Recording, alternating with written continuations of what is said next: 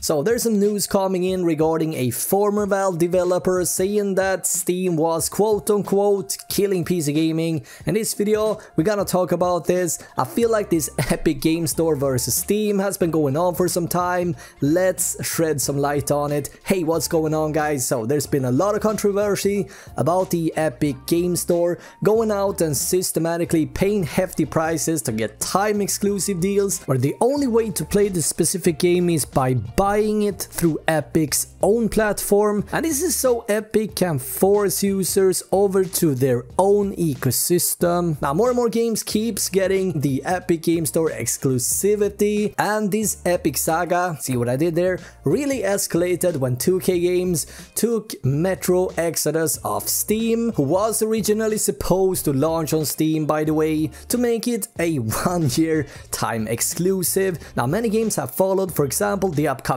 Outer Worlds from the game developer Obsidian, Borderlands 3 and possibly even Red Dead Redemption 2. According to some loose rumors, they are all going to be time exclusives on the Epic Game Store. Now where did the Epic Game Store come from and how was this even possible?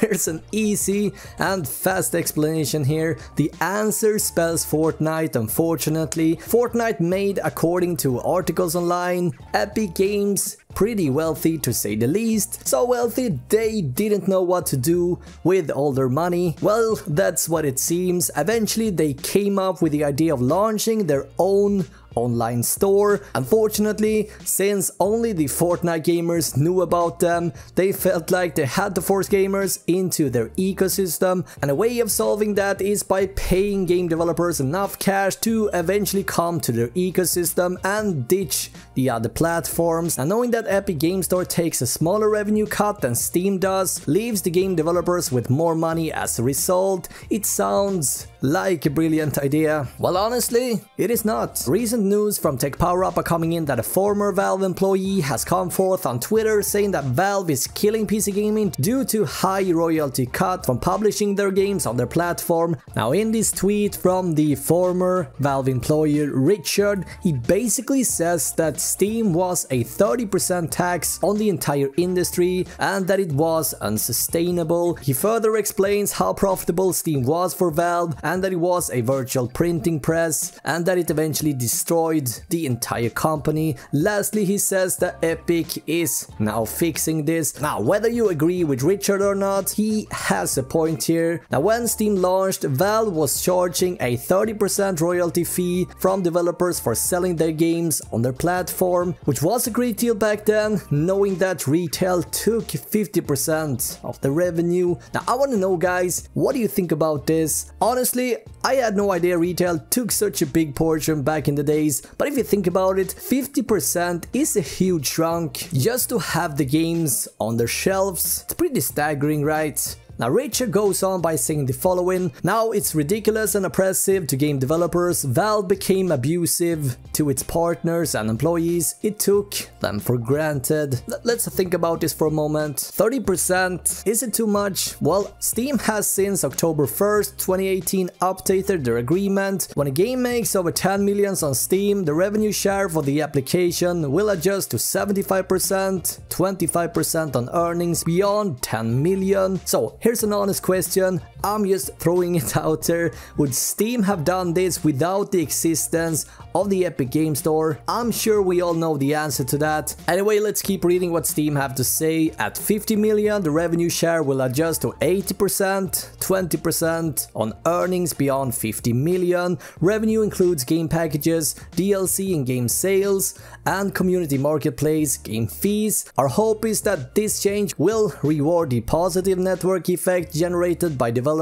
Now take a look at this picture, for example. It's pretty interesting. I think it gives a better perspective of the differences in terms of features and such available on each platform. Most of this are accurate, though two-factor authentication is now available on the Epic Game Store as well, and while refund is possible on the Epic Game Store, it is very clunky and not very user-friendly. Honestly, I've been in contact with the Epic Game Store 2 times when someone stole and hacked my Fortnite account. Unlucky me, right? I had forgotten to activate two-factor authentication and someone manages to log on to my account and activated two-factor. I wasn't aware what was going on and all of a sudden I was locked out, and when I tried to log on, the client kept asking for an authentication code that I wasn't able to provide, so I ended up reaching out to Epic Game Store through the same exact email account I was signing up on. Actually, I've been in contact with them 2 times. Anyway, they kept asking so many questions, and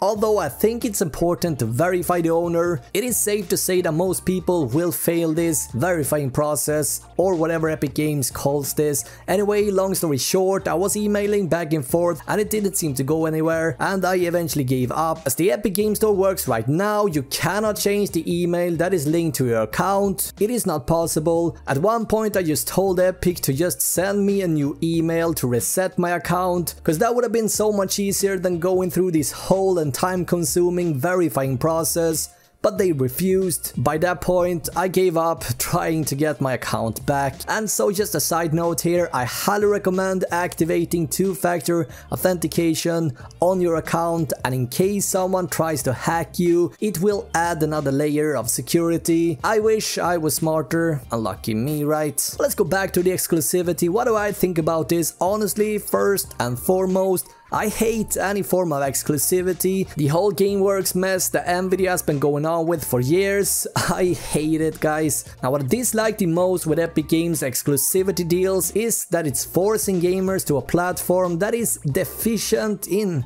many ways. And here's just a quick comparison side by side: Epic Game Store versus Steam. Now, while Steam is using every available pixel and inch on the screen with text and information, all that the Epic Game Store has is literally in your face, enormous thumbnails and screenshots. I kind of feel like Steam was made for people knowing how to read, and Epic Game Store is for those that adore pictures. It's just a giant gallery, and it's safe to say that their launcher isn't ready for the masses. They got so many things missing right now, and they seem so far behind everyone else in terms of features, etc. And I feel like it's just bluntly irresponsible for the whole PC community offering such a bad service without leaving us any options here. Just take a look at this Trello page here, for example. These are the update that the Epic Game Store are working on improving right now. Comparing Epic Game Store and Steam is a joke right now, and all there is on Epic Game Store is a lot of in-your-face pictures and pre-orders now and coming soon all over the place. Now, while I do think that Steam has been a positive platform for gamers for a long time now, especially back in the days when Valve launched it, is it possible that Valve eventually became greedy here? We've seen both Intel and Nvidia dominating the markets for years, and it seems like whether it's Intel, Epic Game Store or Nvidia, it's not about the consumers first in mind, but more about how to earn even more cash. Now, while I think Steam isn't perfect in any way, it is by far the best game launcher out there, period. Sometimes I kinda wish that Steam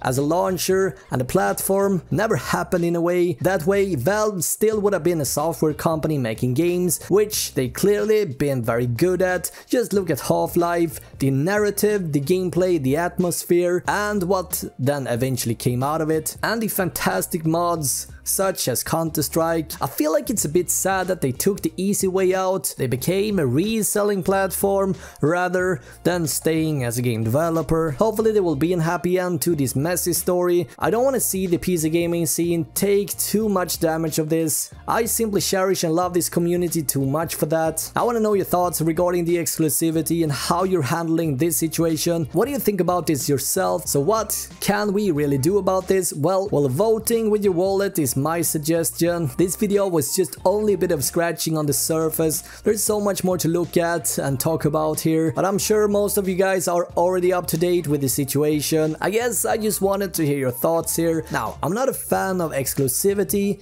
but I like games, and I have nothing against Epic per se, but they are putting themselves in a position where I'm at least finding it very hard to like them right now. Anyway, I'm gonna be back guys with a brand new video in just a day or two. Until then, have an awesome day, right?